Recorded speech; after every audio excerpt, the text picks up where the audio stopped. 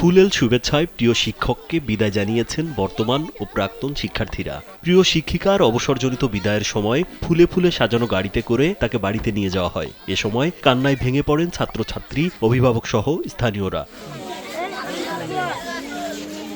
মঙ্গলবার দুপুরে কুমিল্লার মুরাদনগর উপজেলার নোয়াগাঁও দক্ষিণ সরকারি প্রাথমিক বিদ্যালয়ের সহকারী শিক্ষক শাহিদা খাতুনের অবসরজনিত বিদায় অনুষ্ঠানে এমন আবেগঘন পরিবেশের সৃষ্টি হয়।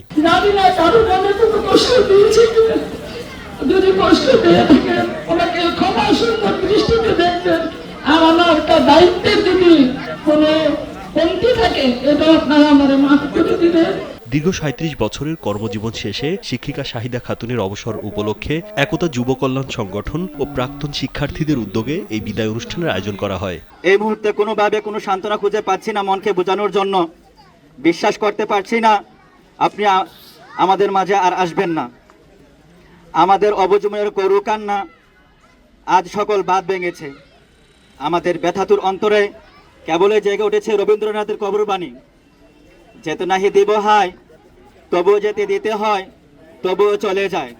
কর্মময় জীবনে চলার পথে কার সাথে কিভাবে আচরণ করতে হবে, কিভাবে কথা বলতে হবে, তার ভূমিকা আমার শিক্ষা জীবনে ছিল এবং আমার কর্মজীবনে বাকি সময়টাতে আমার শিক্ষা করে শাহিদা মনে।